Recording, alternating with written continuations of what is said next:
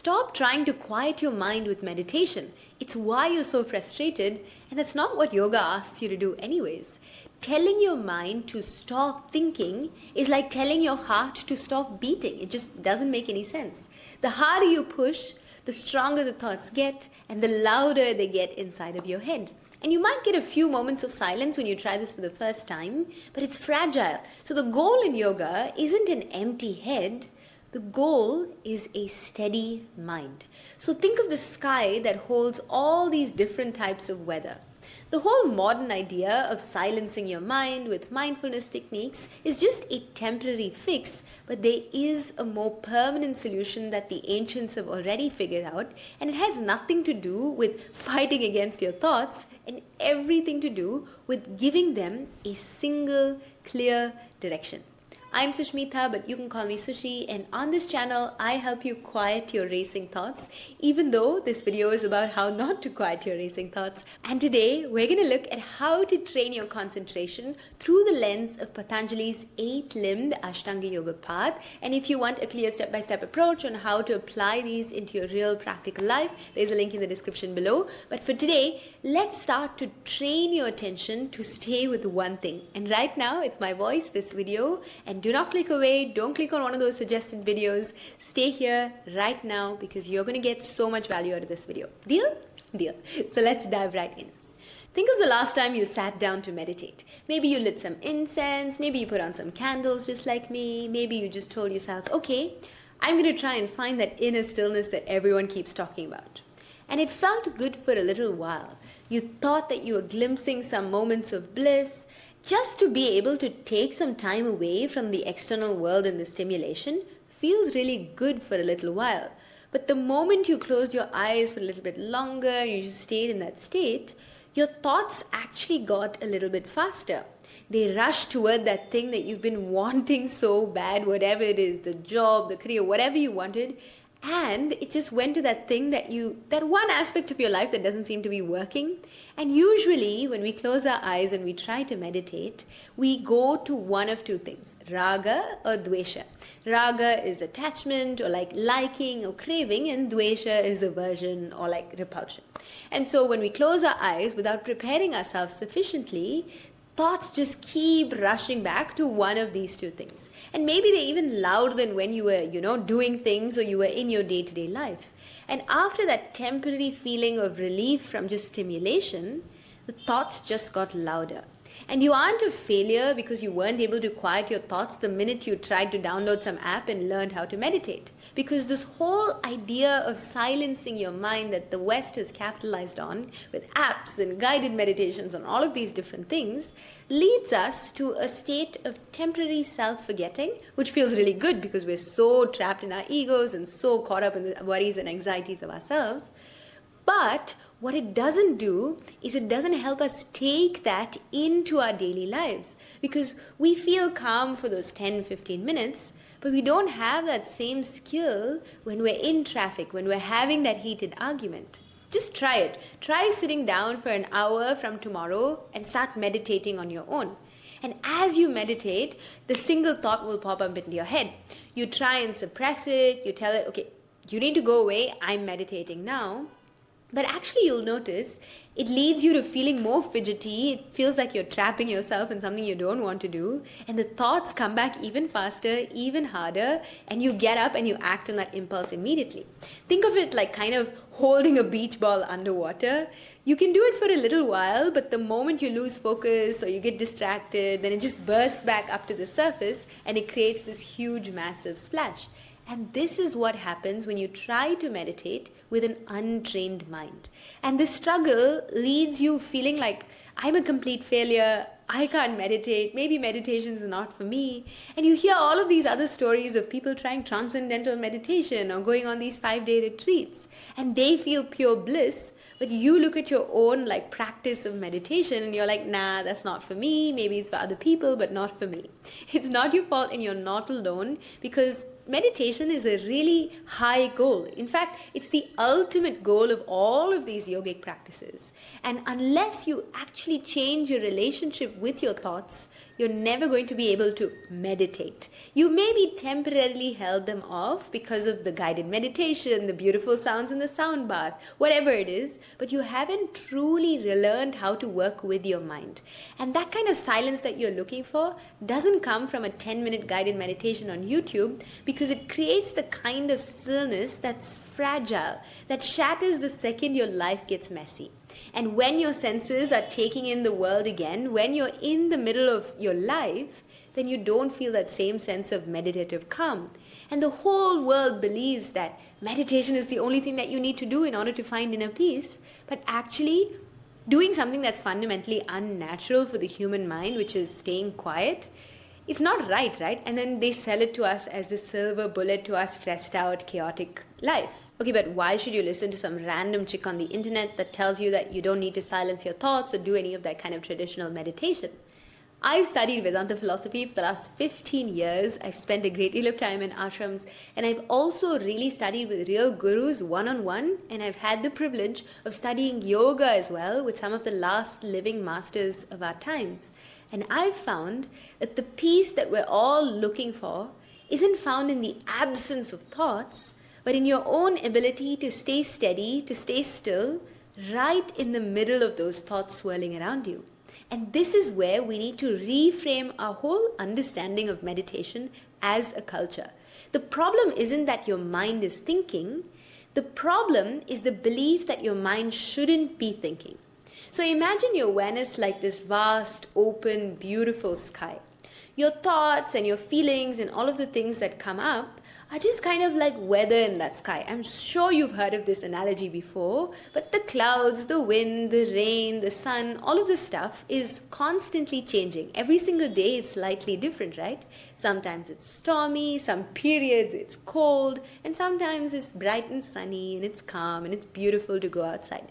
But the sky, this vast, open, blue, spacious thing, is always there. It's untouched by whatever is passing through it. And so, according to this philosophy, you are the sky, not the weather. And I need to hear this myself, which is why I'm repeating it to you. But I've intellectually kind of understood what the masters are trying to say, which is that the goal isn't to try and stop the weather or stop the clouds from raining or stop the sun from shining. It's to realize that you are the sky that holds all of this changing stuff. And so when we learn how to practice this way, we can stay in the middle of this changing weather without getting swept away by the storm. And this is where the ancient wisdom of yoga offers us a profound solution. It's a practice that's way more practical and honestly effective than just trying to say, silence your mind and you will find inner peace. It's a practice that doesn't ask you to empty your mind or sit in meditation for 30, 40, 50 minutes a day, but instead teaches you the art of mastering your own attention. Okay, so I've probably taken up too much of your time already, so I'm just going to skip to the solution, which is what you're here for, right? The solution is in the 6th limb of Patanjali's Ashtanga Yoga, and it's a practice called Dharana. Now, the Sanskrit word Dharana translates to holding or concentration.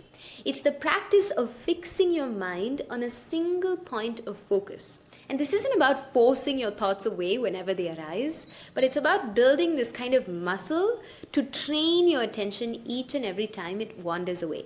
So it's training that ability, that skill of returning your focus over and over and over again on one chosen object or one chosen thing. And so the key difference between this kind of thing and silence your mind philosophy is that in the silence your mind philosophy approach, a wandering thought is a failure. It's like, you shouldn't be doing that. You shouldn't have extra thoughts. But in Dharana, a wandering thought is the practice. It is the opportunity. It's a chance to practice the most important skill of all, which is gently and non-judgmentally returning your attention to the chosen point of focus. And I know some of you are going to be like, wait, that's what mindfulness is, right? That's what everyone tells me that mindfulness is. But somewhere along the line in this westernized culture, we started expecting the mind to become quiet without putting in the reps, without doing the necessary tapas or containing the rest of the body in order to be able to do that. And dharana, on the other hand, is literally a preparatory step. Within the 8 limbs, it's still a preparatory step. And it trains you to strengthen that concentration by returning to that designated object of attention. And we can't just expect ourselves to do this kind of mental gymnastics right off the bat by sitting down, sitting with our eyes closed on a cushion. We've got to train that muscle. We've got to bring that into our muscle memory and create those neural pathways through a physical practice like yoga, which is what yoga was built for. And so it makes that focus and that stability really easy, and it becomes your default mode when you walk into the world. And so within the Ashtanga yoga practice, we've got the sound of the ujjayi breath, we've got fixing your attention on singular points on the body, we've also got the Sanskrit count, which sounds like a mantra in the background. And so these tools are already inbuilt into the primary series inside the Ashtanga yoga system, so that we don't really need to do anything outside of this practice in order to gain this kind of essential training. And so if this idea of training your attention and working with your drishti and doing mini exercises in the morning appeals to you, click the link in the description below. I know I'm being a bit of a hard seller, but just do it, because I promise you the Yoga Mastery program has all of this in practical step-by-step approach. But anyway, let's get back into it, because we need to understand the progression or the way to go from dharana, which is training your attention, to dhyana, where it becomes easy, where it doesn't feel like, you're constantly training your mind to come back, and it feels a lot more natural. It feels like the default state. So dharana is kind of like the training ground. It's your gym. It's where you're putting in the reps. It's the effortful practice of concentration, but it's not the final stop. If we just stop there, then we'll just become like taskmasters to ourselves. But through the consistent practice of dharana, we naturally and slowly progress to the 7th limb of yoga, which is Dhyana. Now, when you hear the word Dhyana in Sanskrit, in Hindi, that itself means meditation. And this is what we consider to be true meditation, not mindfulness meditation where you're lying down and listening to some sounds of birds, but true, real Dhyana. The difference between dharana and dhyana, and this is where we really need to make that leap, is that you can think of dharana as if you have a leaky faucet, and the leaky faucet is just going drip, drip, drip into a bucket, versus dhyana, on the other hand, by the time you've got there, is like a steady, unbroken stream of oil pouring from one container to the other. There's no breaks, there's no interruptions in that flow of oil.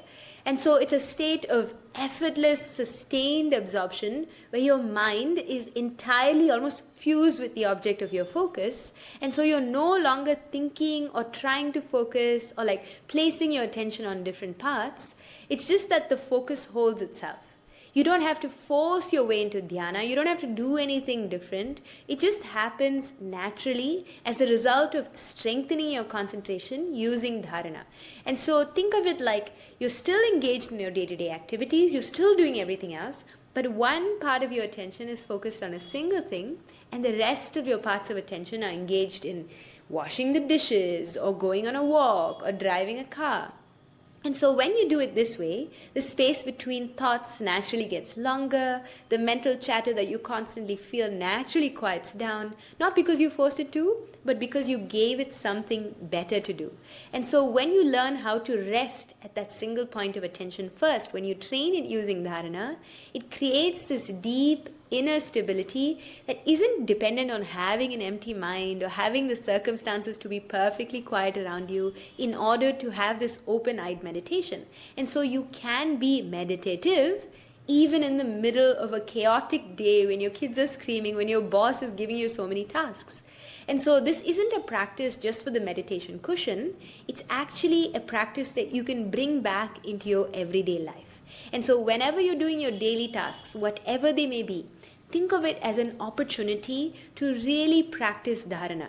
Feel the feeling of your feet on the ground. Feel the warmth of the water coming when you're washing your hands. And so this single tasking, you're focusing your mind entirely on just doing that one single task, that then reduces the fragmentation in your head. And in a world that glorifies multitasking and doing so many things at once, it's really, it's like a radical act of really giving yourself the space and the trust to do a single thing and to do it well. I think it's a revolutionary act, and I think that if you do it the other way, which is multitasking and doing everything all at once, it just leads to a scattered mind. And a scattered mind, according to yogic philosophy, is a mind of chitta vikshepa, which means just a scattered mind of suffering. So really, all of this time, you've been listening to me, and I just want to tell you, we're sold this flawed idea that we need to start meditating every single day, twice a day, in order to find peace. But somewhere along that line, we may get temporary relief, but we also lose the point of yoga, because we're waging this kind of war against ourselves inside our mind. And our mind is useful, it's intellectual, it's used for problem solving, it's useful for doing so many things. And we all know that that's a battle that we just can't win, because our minds are designed for thinking. And so why do something unnatural like forcing it to be quiet, when instead you can follow this path that's stable, that's reliable, that's repeatable, without suppression, but rather through training. And so the ancient practice of dharana that naturally arises in the Ashtanga method gives us permission to have a thinking mind, to have a problem-solving mind. And it reframes your wandering thoughts not as a failure, but rather as an opportunity to build that kind of inner strength, that kind of resilience, so that you don't have to like just empty your mind and be, completely quiet or go to some cave, but rather you enjoy the joy of having a focused mind. And so by learning this art of returning our attention gently without judgment, we build this kind of unshakable resilience. And I can tell you this from first-hand experience that it's so, so valuable. So that's all I have for you today. By the way, if you're enjoying these videos, make sure to subscribe to my YouTube channel, like this video, comment down below, share it with a friend, because it tells the algorithm to help me make more videos just like this. And like I said, last plug, I promise, there's a link in the description below if you want to join my Yoga Mastery program. But never mind if you don't want to do that, just keep watching these videos. Have a lovely, lovely day ahead, and I look forward to seeing you in the next one.